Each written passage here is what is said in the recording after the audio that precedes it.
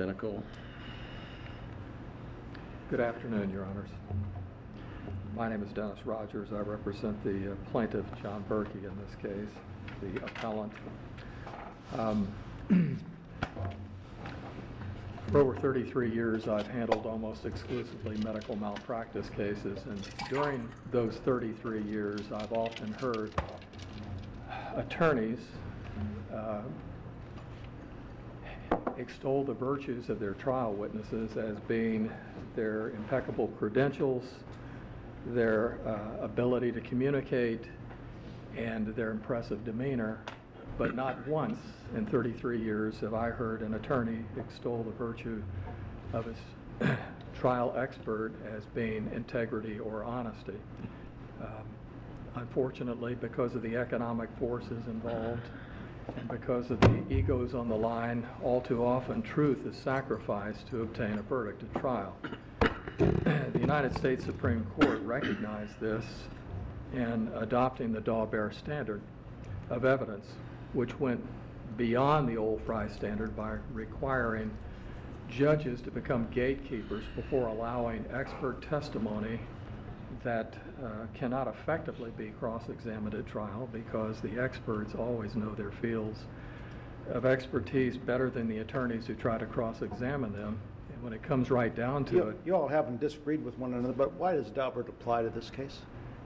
Daubert was adopted by the Supreme Court of Florida, and when did the Supreme Court adopt it?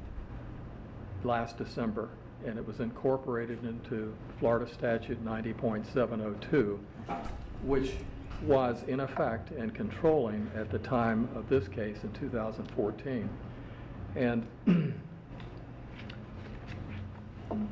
90.702 gave the court in this case specific guidance as to the criteria for admissibility of expert testimony. There were three criteria that this court was compelled to look at according to 90.702. The testimony had to be based upon sufficient facts or data, and as I've explained in both of my briefs, there were no facts or data other than the ipsy-dixit of Dr. Boyer and his expert, Dr. Neil J. Knapp. No other data or information of a scientific nature was presented to support their opinions. Secondly, a product of reliability, the testimony has to be a product of reliable principles and methods. In this case, the only principles and methods used was Dr. Boyer's performance of a procedure which had been condemned for over a half century by all the physicians who did have experience with it and who had written peer-reviewed papers in it and who had published chapters and treatises concerning this surgical technique for this area of the spine. And thirdly, the judge was... I mean, my impression is that this doctor was intending to do a laminectomy, discectomy, got in and decided that what he was seeing was different than what he anticipated, and then went more conservative than what he had thought he was going to do. Is that what... Well, clearly the medical record indicates in his progress note he said he planned a discectomy, but he didn't perform a discectomy. Right. He said in his deposition testimony, that is Dr. Boyer said in his deposition testimony, he tried to remove as many osteophytes as he could. He wanted to remove osteophytes, but he could not reach the calcified herniated disc or osteophytes on the anterior side of the spinal cord, which, according to the MRI scan, were the very calcified discs that were compressing the cord at 3 levels. Large herniations causing large indentations on the thoracic cord. Now, Dr. Boyer believed that since laminectomy is commonly used in the lumbar spine to decompress the lumbar spine, that he could use it satisfactorily in the thoracic spine. If he'd done any research at all, even a half-hour research on internet, he would have found out that other people have disproven that notion over and over for more than a half a century. And there's a good reason why it doesn't work. The lumbar spine is concave. It has a lordotic curve. The spinal cord is roughly analogous to a bowstring. Because of the curvature of the spine, the cord tends to pull away from the spine, and because of the other aspects of the anatomy of the lumbar spine, it's easier to reach the disc. So discectomy can be done. Laminectomy can also be used for osteophytes that are on the posterior side of the spinal cord, where the spinal processes are in back of the cord, because those can be directly obtained from a posterior position. But over and over again, since the 1930s in this country, articles have indicated that when attempts were made to reach compression osteophytes or herniated disc or calcified disc on the anterior side of the cord, because of the convex nature called kyphosis of the thoracic spine and even the cervical spine, it can't be done without endangering the patient with up to a 70% probability, according to the studies, and I've cited some, that there will be spinal cord injury. All of these other alternative procedures have been developed, as indicated in my brief, to avoid, well, number one, leaving the compressive disc in. The spinal cord is not elastic. It doesn't pop back into shape when freed up from the rear. It's soft material, and the indentations in it caused by compressive lesions, the compressive lesions have to be removed for that substance to have any chance of regaining its normal composition and not being compressed. The bowed nature of the spine holds the cord over it, and all of the nerve roots and the cauda equina below and the brain stem at the top make sure that basically the cord does not move away from in this case, the calcified herniated discs. There's no question that this has been proven over and over by the research in this case. I presented that research to the judge. Is that what your doctor testified to? Yes, it is. So the jury heard your theory of the case, at least. Exactly. Okay. Well, now, and excuse me, but I don't really know what happened to your client. I know they had the surgery and that's it. Is this a permanent paralysis? What is the damages? Yes. His condition is referred to as either permanent partial paralysis or permanent paraparesis, severe paraparesis. He has movement. He's always had movement of his extremities. He can't walk without assistance. He can't walk without being bent over. He is perpetually bent over because of the loss of the erector muscle. The lesion in his thoracic spine caused a loss of the erector muscle support in his low back, and he's basically has a degenerative condition because of loss of musculature that causes him to be able to stand up or walk normally without a cane or walker, and he can only go short distances. He walked into this hospital having weakness in one leg. Immediately after surgery, he had paraplegia, no movement in both legs, which resolved to the point that he has severe weakness in both legs instead of just one leg. My expert testified that's because of this type of surgery. It's known to produce that effect. The importance of these other techniques is that they avoid that high probability of injury. They have, according to the literature, repeatedly shown a very low probability of injury and a high probability of resolving the paraparesis or the hemiparesis that the patient has before surgery. No spinal surgery guarantees a result, and particularly low back surgery is known to leave people with pain. But none of these procedures have a high probability of causing additional paralysis. None of the accepted procedures causing additional paralysis, as my client suffered from this procedure. Now, I presented this literature to the judge knowing that Dr. Neil J. Naff, with his Johns Hopkins credentials, was going to be a more impressive witness than my doctor, who had State University Medical School credentials. And I knew that Dr. Naff had admitted, number one, he'd never done this procedure, ever.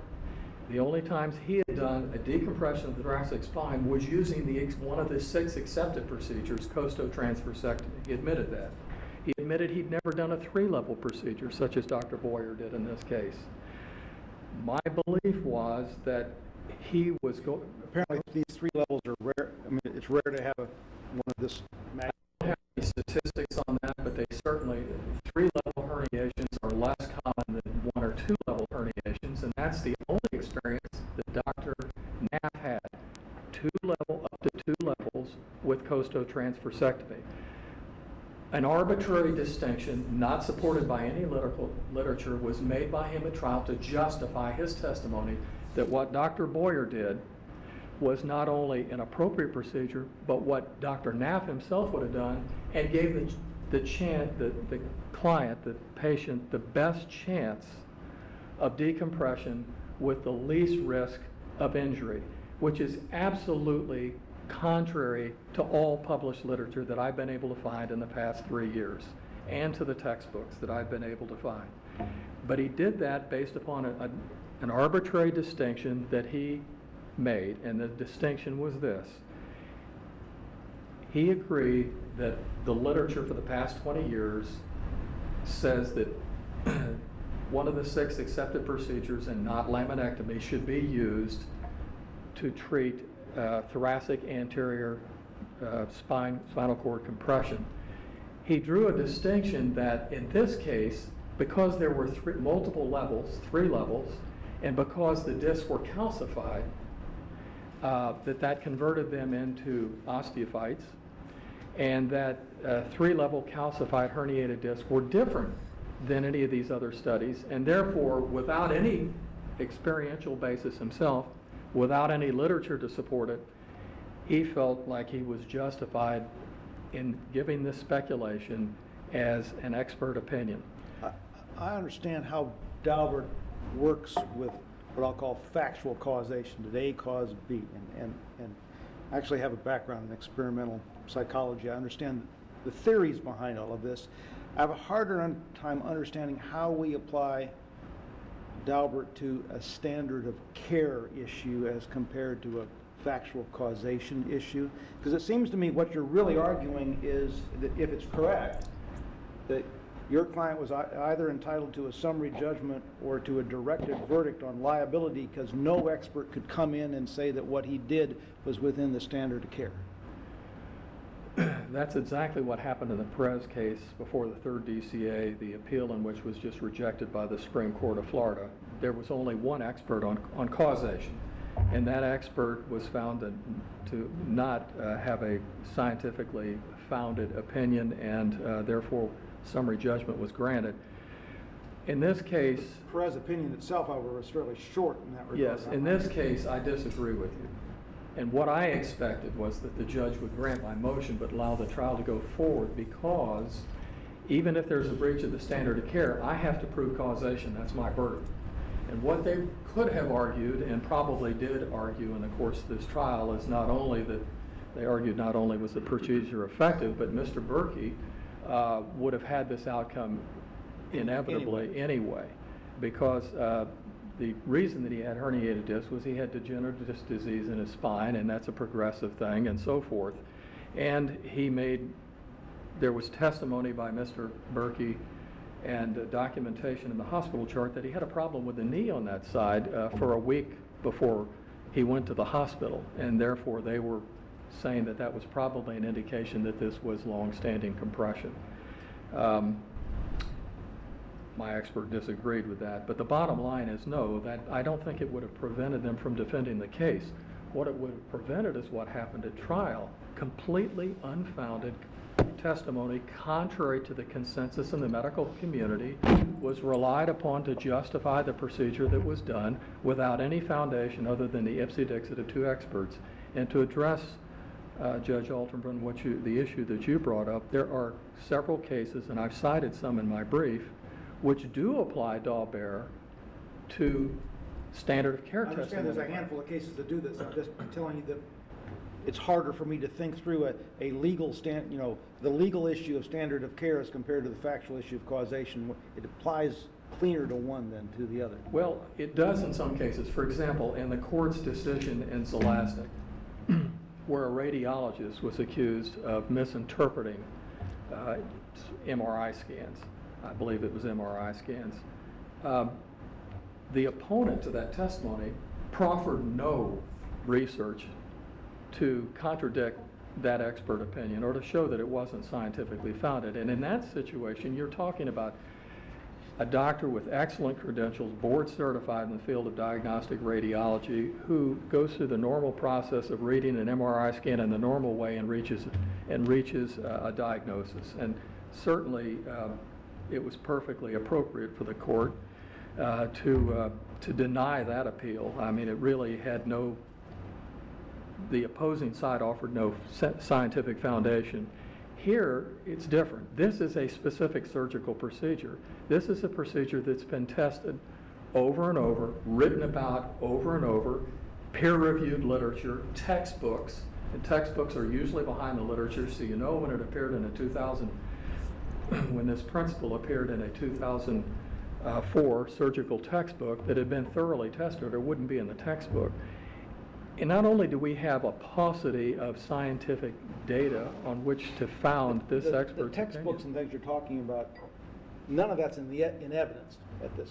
I mean, for whatever, I tried to get it in evidence, but as Your Honor knows, the game that experts play is in the field of medical malpractice. They almost never acknowledge authoritativeness of a textbook, and that applies to my own experts. And therefore, the trial judge, when I brought this issue up at trial and tried to get him to prevent this from occurring, he denied it, saying that he thought that this was an issue where there was a difference of opinion, even though there is no difference of opinion. and I guess, Let me interject. Yeah. You're down to Yes. about 5 minutes. And, Okay. and do what you want. All right.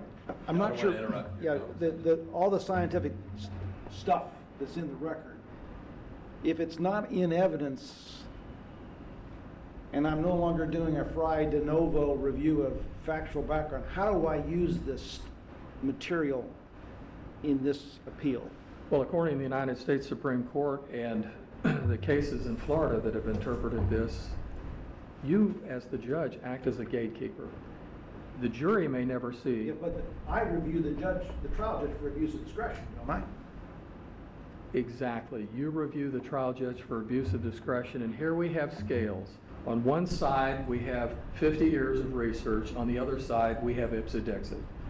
I think it's a pretty clear-cut case. As a matter of fact, I think that this is the perfect case for application of the Daubert principle as incorporated into 90.702. And I think it would go a long way to making trials, medical malpractice trials in particular, fair trials, more just trials, when the judges did act as gatekeepers and took a look at the underpinning of the expert opinions before they're allowed to be expressed in trial.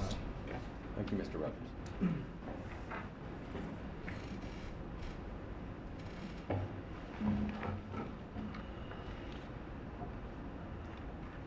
Good afternoon. May it please the court, Jason Azarone on behalf of the appellees. I would like to begin by addressing Judge Alderburn's question, which was, does Daubert apply? Why does Daubert apply? And I think this was brought up at the hearings, the initial hearing on the motion in limine. It doesn't apply. This is not an issue. This is not a Daubert issue. This is, as argued by trial counsel, this is a case where you have two physicians who are disagreeing as to the type of the actual procedure that was chosen. That isn't what Daubert was supposed to address. Daubert was supposed to address issues where you have new and novel ideas of science before they're brought to the jury. So I would tend to agree with the question to posit, is this really a Daubert issue? I don't think it is. I would submit that it's not. But the court ruled on it, so we have to address what the court ruled on and whether... One of the reasons for the adoption of the rule in the evidence code, as I understand it, was the legislature's discomfort with what I'll call the pure opinion rule that existed under Fry. And if that's the case, then the legislature clearly was targeting this kind of problem, I think, when they had adopted this. Well, I think what they were... I candidly was not aware that the Florida Supreme Court had adopted this as a rule of procedural evidence. I knew the legislature had enacted it, but I didn't know that there was an opinion adopting it. I'm not aware if there is one, Your Honor. But when we look at Fry versus Daubert, you're right. What we're looking at is under Fry, you can have pure opinion. And under the Daubert standard, what we look at is all the federal cases that have addressed this. And we see a lot of different themes. But they're pretty much the same themes that we see throughout these cases. The themes are that an expert can testify based upon his training and experience, provided that he uses the same rigors in providing his testimony and his opinion as he does in the hospital or in his practice, provided that there isn't too great an analytical gap between what he is opining and what the facts of the case are. Literature is not required in order to support an opinion. Well, your doctor had never done one of these, never used this procedure, and apparently could cite to no published medical information supporting the use of this procedure in this area of the thorax for this kind of condition. That's correct. And I think the reason for that is what is the basis of his opinion? Well, you need to look at the presentation of the plaintiff, Your Honor. What you need to look at is the fact that this wasn't your typical patient. This was an atypical presentation for a lot of reasons. Number one, the plaintiff was medically obese. I believe the record establishes that he was over 300 pounds. You have a patient who's coming in with a multi-level herniation.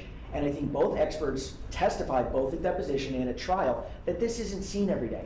And on that point, I would direct the court to the cases that I cited that talk about that you don't need medical literature to support your opinion in cases where you have a very atypical presentation.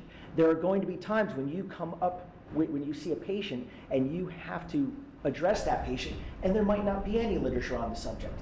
Those types of issues and situations have been addressed by courts, and I've cited them in my brief, that talk about what needs to be done in those situations. And what do we do when there is no specific literature on point? We go back to the beginning. We look at what is the expert's training and experience. And Dr. Nath, both at deposition and in trial, testified, I'm not saying I don't have experience on doing this kind of an operation. What he said was, I don't have experience doing a multi-level of this nature because it is so rare. And Dr. Ward acknowledged that. He hadn't done this procedure either. This was not the type of procedure anyone had really seen.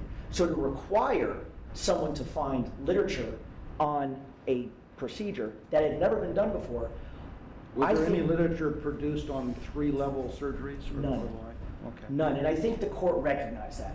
I think what we're looking at here is the trial court, when presented with all of the arguments at the motion limine hearing, said, and this was what he said, this is very confusing law, and I'm going to look at it in a little more detail. I'm not ruling on the motion now.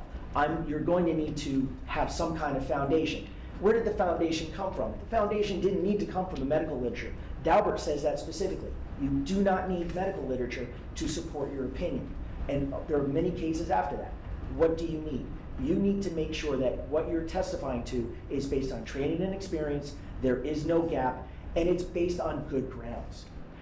What the plaintiff was asking the court to do was to exclude the testimony of an expert witness. And this court has ruled on the issue. So is the only reason that your expert said that he would use what is otherwise an aberrant procedure because the plaintiff was overweight? Well, no, it had to do with a lot of things, Your Honor. It had to do with his being overweight. And I'll point out to the court that the risks associated with him being overweight, Dr. Ward acknowledged that the different associated neurological risks with respect to the anterior, the lateral, or the posterior procedure was open to debate.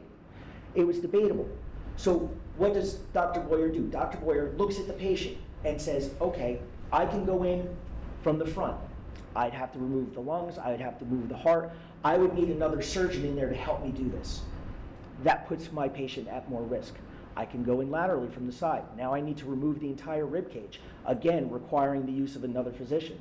Or I can go in from the back. That, in Dr. Boyer's professional opinion, his judgment, was the safest way to approach this, to approach what he was seeing. And then Your Honor brought up this point as well. When he got in there, he saw something that he probably didn't expect to see. He saw that these osteophytes had connected, and it would have done more harm than good to continue the procedure to do what he needed to do, so he closed the procedure. Now again, we have Assuming there was conflicting evidence from the experts on that, on whether stopping or continuing was appropriate? I don't know if there was on that, but again, Your Honor, that would go to the weight. And I think that's really what we're talking about here. We're not talking about admissibility. This is not an issue of admissibility. Is there conflicting evidence in this, expert evidence in this case on causation? Yes, there absolutely is. There's conflicting testimony from Dr. Naff, and I think that was in my, as I pointed out, Dr. Naff said when you have this kind of procedure, when you do the decompression, you're going to have a lot more blood flow through the spinal cord. And his opinion was this is something that's going to happen. Plaintiffs in their case obviously said that's not what should have happened. So you had not only conflicting evidence and testimony from experts on standard of care, you had it on causation, and ultimately on the issue of whether the procedure itself caused damage. So did Knapp or someone else say that even if a discectomy had been done, there would have been this paresis at the end? I don't remember the exact testimony, Your Honor, but I believe his opinion was you're always, when you have a spinal surgery, you're going to have complications. And complications happen, especially because you have to maneuver the spinal cord, you have to move it around to do what the doctor needs to move it around to do what it needs to do. So in his opinion, this procedure didn't cause the actual injury. It was more likely than not caused by the fact that when you decompress and you allow the blood to flow, things are going to happen. And that's exactly what happened in this case. So again, what the plaintiff is asking... He thought the paresis was brought on by what? You're an expert? I believe, and I don't have this for sure, Your Honor, and I apologize for that, but I believe his testimony was that when you have this type of a procedure, the doctor has to go in and manipulate the spinal cord. Sometimes things happen when you do that. He thought that there was bruising or some damage to the spinal cord caused by that. Yes. I had the impression for some reason that by not moving the osteophytes that there was that the damage was done because there was continued compression upon the spinal cord. That was the plaintiff's theory. Our theory was that there was an actual decompression. The surgery was successful. And what occurred after was a result. There wasn't any follow-up surgery on this patient? Not that I know of, sir. Okay. Not that I know of. The plaintiff wanted Dr. Naff, his testimony stricken from being presented to the jury. And this court and the courts of this state have all said that that is an extreme remedy. And in fact, Daubert, which we are under now, says that exclusion of expert testimony is the exception, not the rule. In cases where we're talking about weight, that's a question for the jury. That's what's presented here. This is a question of whether Dr. Naff's opinion, simply because it contradicted Dr. Ward's opinion, should have been presented to the jury. So in this case, Your Honor, we're asking the court to affirm the lower court's ruling, not only on the motion in limine at trial, but also on the motion for new trial. Now, Your Honor, one last point I would like to bring up, and because it was brought up in some of the case law, is the issue of harmless error. And I think we've discussed this to an extent, but I wanted to kind of point it out.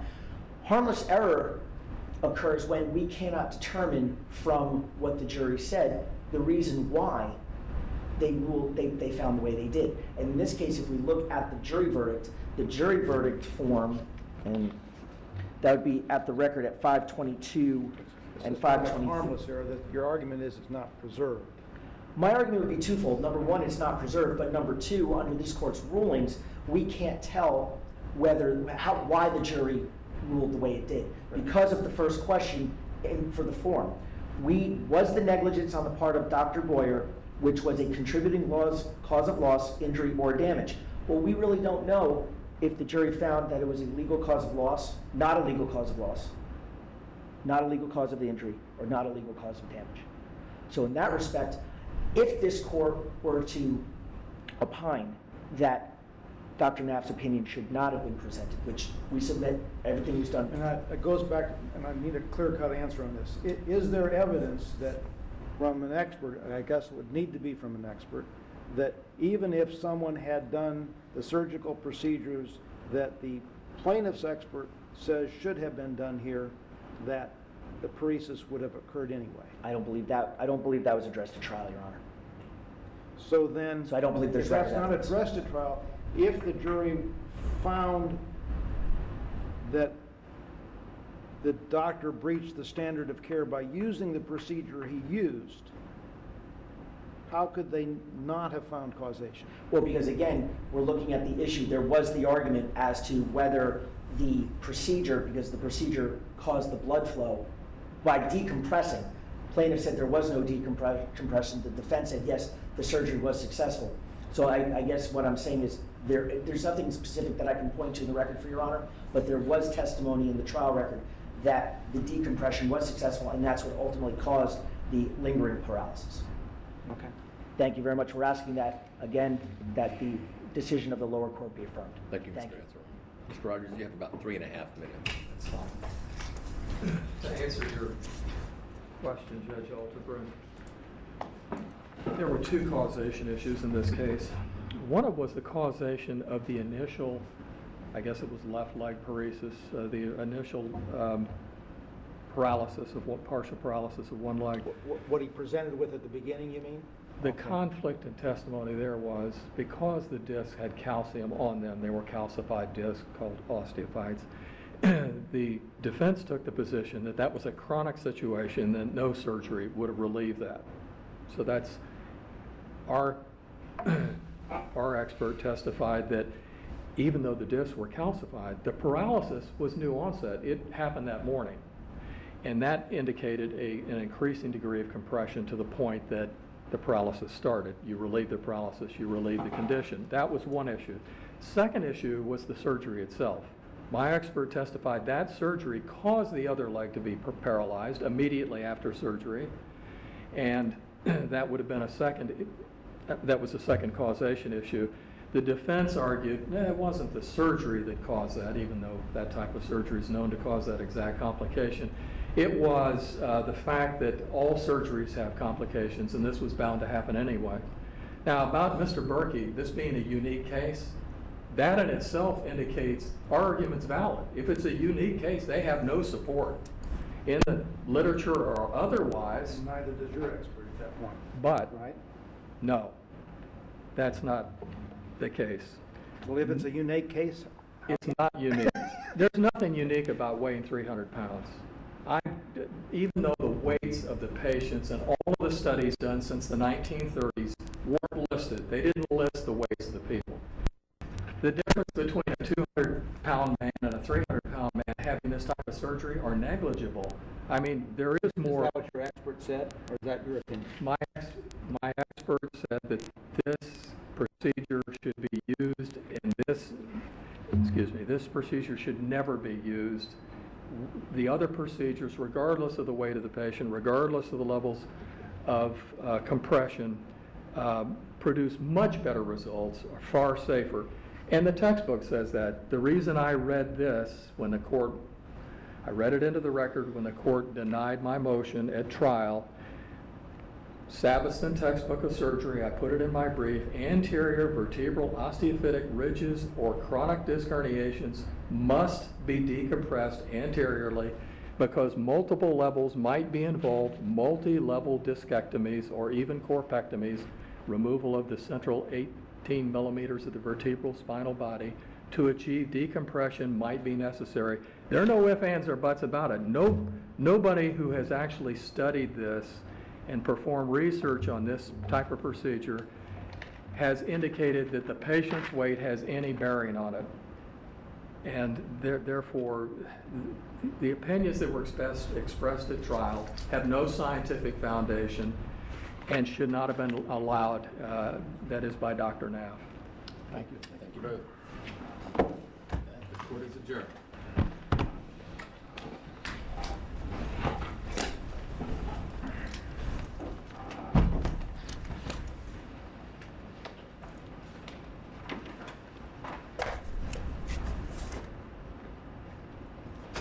Well, you gave it a good shot, and I did my best too. So.